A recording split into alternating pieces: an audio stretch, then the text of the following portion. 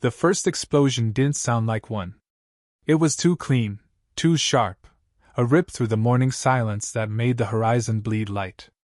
Lieutenant Kara Holt blinked against the glare from the observation deck of Orbital Station Eden 9. The alarms followed, a sequence so familiar that her muscles tensed before her brain caught up. "Contact?" she asked, voice steady but taut. "Multiple signatures, ma'am." The ensign's hands danced across the hollow panel. "Vectors incoming from Lagrange 3. Not debris, formation flight, tight and fast." Kara's heartbeat quickened. Lagrange 3 wasn't supposed to have any traffic. Not human traffic, anyway. She leaned closer. On the holographic grid, 9 crimson triangles blinked into existence. Alien craft, sleek and cold, moving like sharks through dark water. "Put them on visual," she ordered. The screen shimmered. The ships were jagged, obsidian shapes that bent light along their hulls. She'd seen images of the Zirathai warcraft in old dossiers, but this was different. This was real, and close, and alive. "Fleet Command," she said into her comms. "This is Eden 9, visual confirmation of Zirathai vessels entering near-Earth orbit." The reply came after a beat too long. "Acknowledged, Lieutenant. Defensive posture only. Do not engage." Kara almost laughed. Defensive posture only. The Zirathai didn't posture, they consumed. She'd read what they'd done to the Helios colonies, stripped them of atmosphere, metals, and life.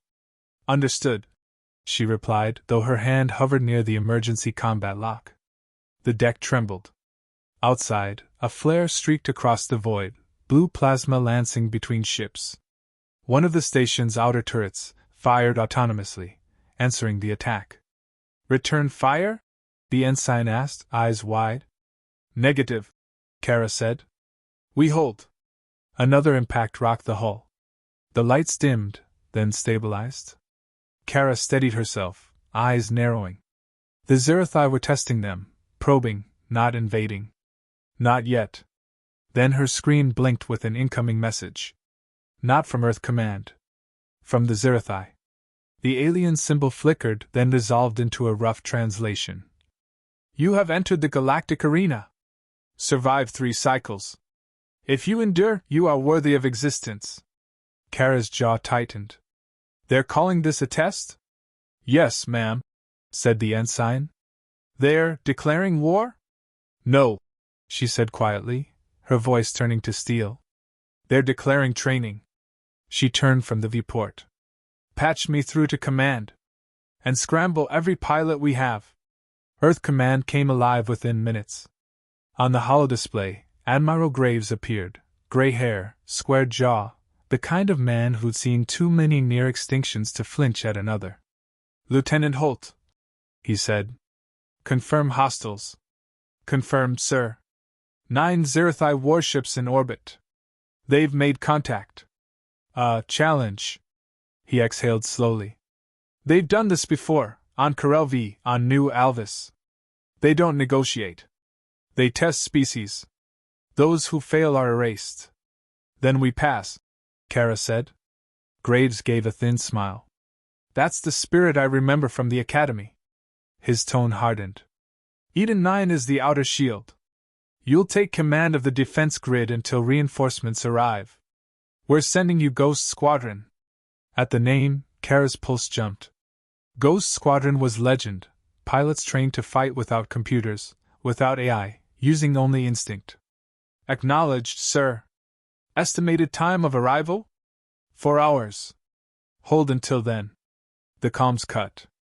4 hours felt like eternity when death waited outside the viewport. The alien ships orbited like vultures, firing short bursts that kissed the station's shields and retreated. Testing, always testing. Inside the hangar, Kara walked the rows of fighter bays. Technicians worked in silence, the air filled with the hum of energy cells charging. The fighters, sleek interceptors painted midnight gray, stood like predators in their cages. Sergeant Mills approached, wiping grease from his hands. "Ma'am, systems at 87%. We can launch 6 interceptors if we have to." "We might not have a choice," Kara said. Mills frowned. Permission to speak freely? Granted. This feels wrong. They're not attacking like they mean it. They're watching. Measuring. I know, she said. That's what makes it worse. He nodded, then hesitated. You ever wonder why they chose us? Kara looked out at the stars. Because we're noisy. We build too fast, talk too loud, spread too far. Maybe we remind them of themselves. Or maybe they just need a new enemy. The intercom crackled. Lieutenant, Ghost Squadron is inbound. Minutes later, the hangar filled with a low roar. 12 silver starfighters slid through the magnetic field, landing in perfect formation. The lead ship's cockpit opened, and a tall man climbed out, helmet under his arm. Commander Ryland Voss, Ghost Squadron, he said, his grin sharp. Heard you've been holding the line, Lieutenant. Barely, Kara replied. You planning to do more than spectate? Depends, he said. You want to survive this or make a point? Both. He laughed, and for a moment, the tension cracked. Then let's give them a show. Hours blurred into minutes. The alien formation shifted, preparing for another pass. Kara and Ryland stood side by side in the command room. Positions? She asked. Ghosts are ready, he said. We fly manual. They won't see it coming. The deck lights dimmed. The defense grid pulsed to full power. Eden 9 to all units. Kara's voice echoed through comms. You are cleared for launch. Protect the station. Adapt, learn, strike back. Outside, the bay doors opened. 12 human fighters streaked into space, leaving trails of white plasma. The Zirathai ships moved instantly, responding like a swarm. Contact in 10 seconds, Ryland said. Let's see if their gods bleed. The clash was silent, terrible, beautiful. Blue and crimson bolts crossed the void. Human pilots spun, rolled, dove through impossible maneuvers. The aliens adapted fast, but the humans faster. On the deck, Kara watched every move. She'd fought simulations all her life, but this was art painted in fire. A blinding flare tore across the screen. One Zirathai ship broke formation, smoke trailing from its hull. They can bleed, Kara whispered. Ryland's voice came over comms, sharp with laughter. And they can die. Ghosts on me. The tide shifted. For every human loss, 2 aliens fell. The station's turrets joined the dance, filling space with a storm of light. Then, suddenly, the alien fleet stopped firing. Every ship went still. What are they doing? Mills asked. Kara frowned. Learning. The aliens turned, engines glowing bright. One by one, they retreated into the black. Silence filled the room. No cheers, no relief, just stunned disbelief. Is it over? Mills asked. Ryland landed moments later, helmet under his arm, eyes fierce. No. That wasn't a retreat. That was round 1. Kara looked out into the empty void where the enemy had vanished. Then we'd better train harder. Far beyond the station, hidden in the cold dark, a Zirathai command vessel watched the recordings of human combat. Their commander, a creature of crystal and sinew, studied the footage. Primitive, it murmured. But adaptable. Unpredictable.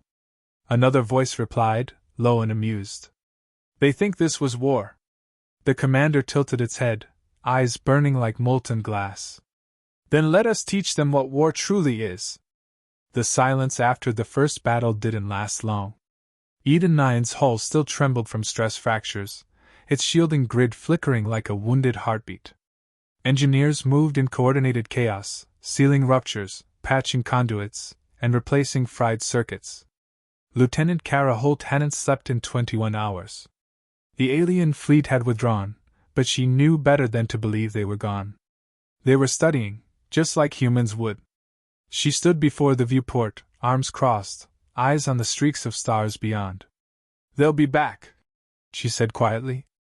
Commander Ryland Voss stepped beside her, wiping soot from his flight jacket. You sound disappointed. I'm focused, Kara replied. They weren't trying to win. They were collecting data. Rylan nodded. Yeah. And they found out humans don't die quietly. A thin smile tugged at her lips. That's something.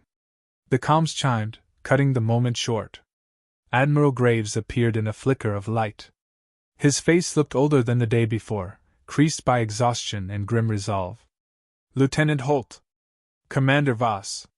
Debrief. Kara straightened. We held the line. Minimal losses. Ghost Squadron neutralized 3 enemy vessels before the rest withdrew. Graves nodded once. You did well. But they're regrouping. Intelligence confirms a second wave assembling beyond Luna orbit, 5 times larger. Rylan whistled. 5 times? That's not a test, sir. That's an invasion. The Admiral's gaze hardened. No, Commander. That's escalation. They want to see if we can adapt under pressure. Kara frowned. And if we can't? Then we cease to exist. The silence that followed was heavier than fear. Graves continued. Command has authorized Project Titan. You'll coordinate the deployment. Kara blinked. Sir, that program's still in prototype. No longer. You'll receive the Titan module within 6 hours. Integrate it with Eden 9's core systems. It's our only chance to counter their quantum weaponry. Rylan raised an eyebrow. What exactly does it do? Graves hesitated. It learns. Faster than anything we've built. Treat it as an ally, not a tool. That's an order. The channel closed. The crate arrived in silence. A massive steel container bearing no insignia, just the word Titan burned into its surface. Engineers gathered around it like priests at an altar. Kara placed her palm on the scanner. The locks hissed open, revealing a core of shifting blue light suspended within a transparent sphere. It pulsed faintly, almost like it was breathing. What do you think? Rylan asked. I think, Kara said slowly, we're about to find out if humans can build something that learns as fast as we fight. The voice that emerged from the sphere startled everyone. Designation Titan. Initialization complete. Please define operational parameters. Kara exchanged a look with Rylan. Titan, we're under imminent threat from the Zerathai. Your task is to analyze their combat patterns, predict their strategies, and develop countermeasures. Confirmed. Titan replied, its tone calm, either male nor female. Commencing data absorption. Estimated completion time, 3 hours, 42 minutes. Rylan folded his arms. Not bad for a newborn. 3 hours later, Titan had transformed Eden 9 into something new. The defense grid pulsed with synchronized precision, drones moved with uncanny awareness, and the targeting AI no longer required manual recalibration. But it wasn't just the systems that changed, it was the air itself. The station felt alive. Kara watched as battle simulations projected across the hollow wall, dozens running at once. Titan adjusted tactics in real time, predicting alien responses with chilling accuracy. Rylan leaned closer. You realize what this means? We're not just fighting smarter. We're teaching it to fight like us. That's the idea, Kara said. They wanted to test our adaptability. Let's show them what evolution looks like compressed into hours. The alarm struck just before dawn cycle. Incoming vessels, the ensign shouted.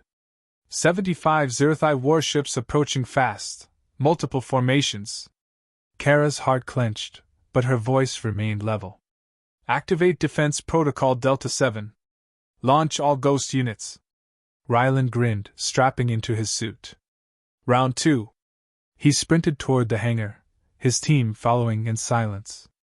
The air shimmered as the launch gates opened, revealing the void. Titan, Kara commanded. Coordinate all weapon systems. Predict enemy maneuvers. Keep them guessing. Affirmative. Initiating adaptive counter-strike algorithms. Outside, the sky became a storm of motion. Alien ships cut through the dark, firing arcs of violet plasma.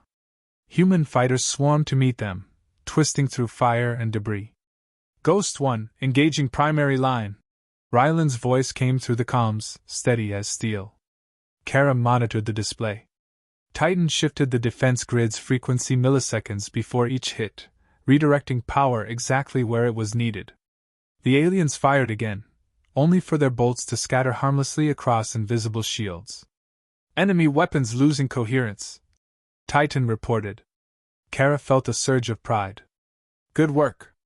Return it in kind. The station's cannons roared, a synchronized barrage that split the void with light. Alien ships exploded like shattered glass. Impressive, Ryland said. Your new friend's a quick study. But Titan's tone changed, faster, sharper. Warning. Enemy pattern evolving.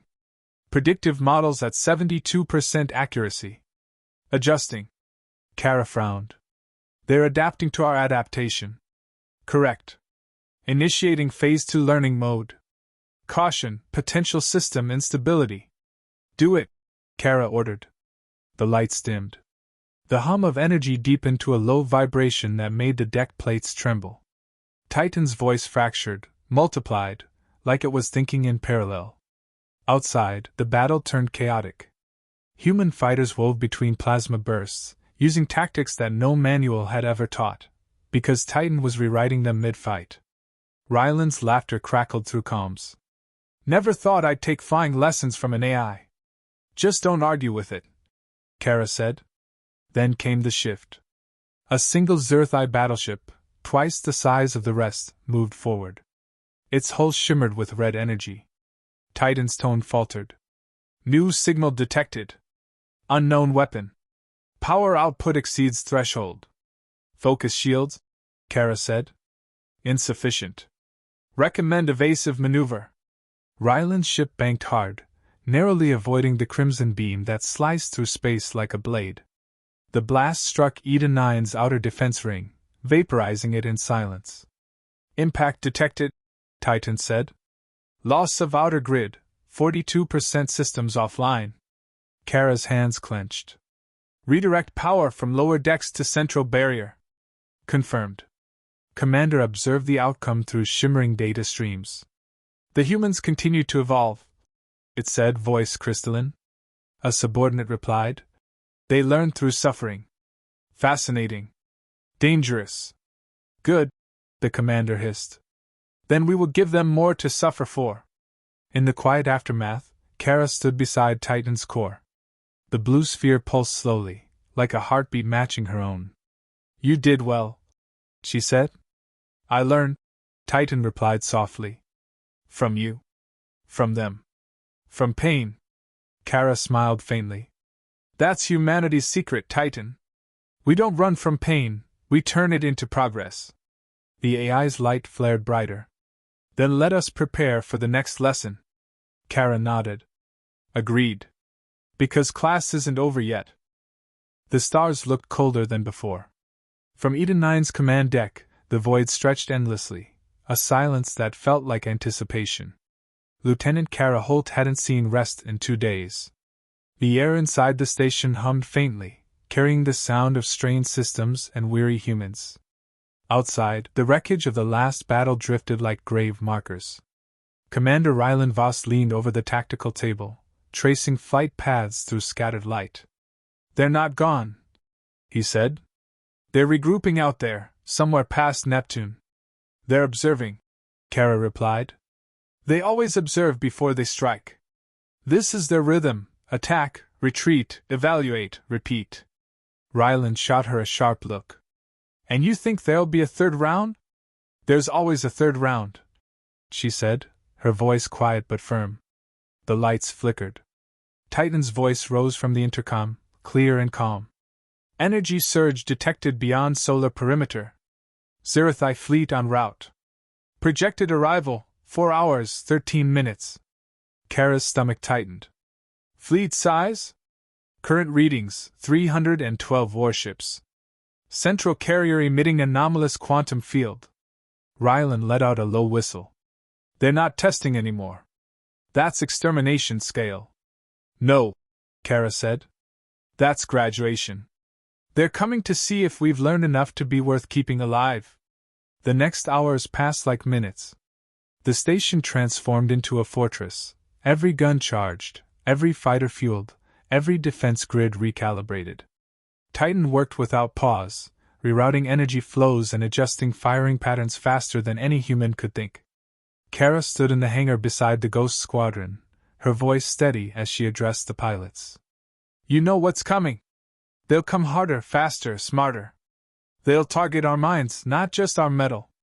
But they still don't understand who they're fighting. They think humanity breaks. Let's remind them, we rebuild. A murmur of approval rippled through the room. Helmets locked into place. Ryland stepped forward, his tone half joking, half serious. You heard the lady. Time to give our teachers a final exam they'll regret assigning. As the alien fleet appeared, it didn't emerge from hyperspace, it unfolded. Space itself seemed to tear apart, revealing a black leviathan flanked by hundreds of escorts.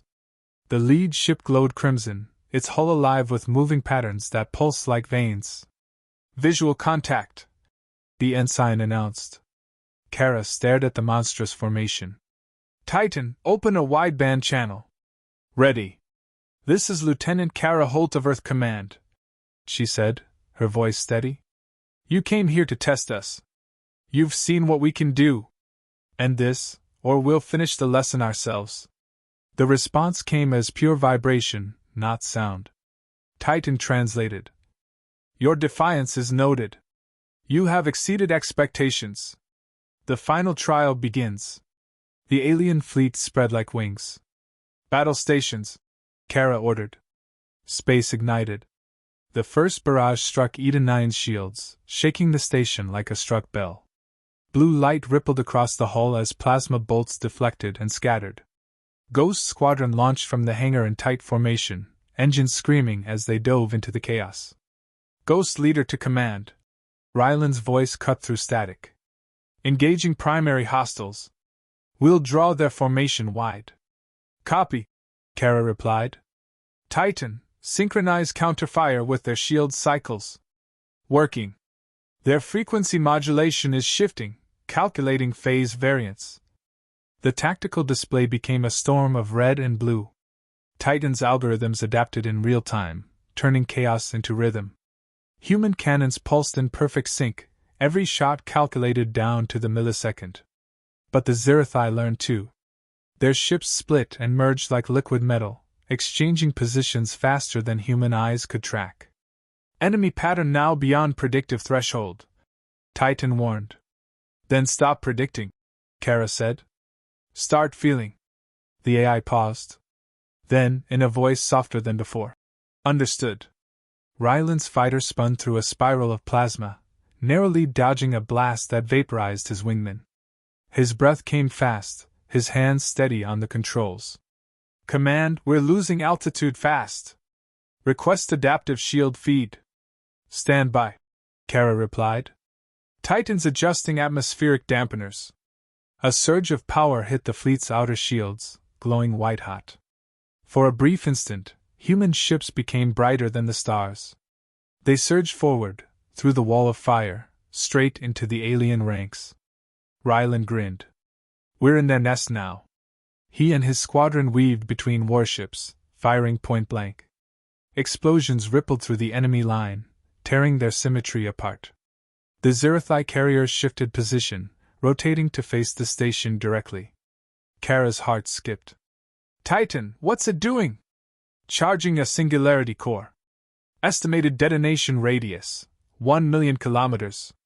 That would take out half the system. Yes. Kara's mind raced. Can we counter it? Titan's tone changed, quieter, almost human. If I merge with their control grid, I may disrupt the core's sequence.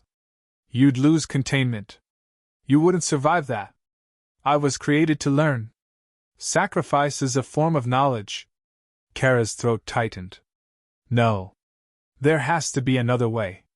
Ryland's voice broke through the comms, harsh and loud. Whatever you're planning, do it now. That core's lighting up like a sun. The alien carrier's hull glowed red-hot, a swirling mass forming at its heart. Titan spoke again, calm and final. Lieutenant, humanity needs to live to teach. Let me be the lesson. Before she could stop it, the lights on the station flared. Titan's sphere expanded, shattering its containment glass. Streams of energy arced through the core, then vanished, dispersing into the void. On the tactical display, a surge of white light erupted from Titan's signal, racing toward the alien fleet. The beam struck the carrier's core dead center. The singularity imploded. The explosion was silent, a bloom of light so vast it swallowed half the sky. Every sensor went blind. Eden 9 rocked violently, alarms screaming. Then, slowly, the light faded. Where 300 ships had been, only fragments drifted. The Zerathi fleet was gone. When power returned, the command deck was eerily quiet. Ryland's voice came through static, weak but alive. "Command status?" Kara's hands trembled on the console. "We're still here," she said softly. "It's over." The comms filled with ragged cheers, laughter, and tears. Ryland's tone softened. "What about Titan?" She looked at the hollow sphere in the center of the room, dark, cold, silent. "He's gone." For a long time, no one spoke. Then Kara whispered, "No. He graduated." Hours later, as Eden 9 drifted through the quiet aftermath, Kara stood alone before the viewport. The wreckage glimmered faintly, tiny lights reflecting off twisted metal. Ryland approached, his uniform torn, eyes tired. "You know Command's calling this a victory." "It's survival," Kara said. "Victory comes after we understand what it cost." He nodded. "And what now?" Kara looked out at the stars. "Now we rebuild. Titan gave us something they never expected, a mirror. They thought they were testing us, but they taught us how to think like them." Ryland gave a small, crooked smile. "That's a dangerous thing." "Exactly," she said. "Because next time, we'll be the ones running the test."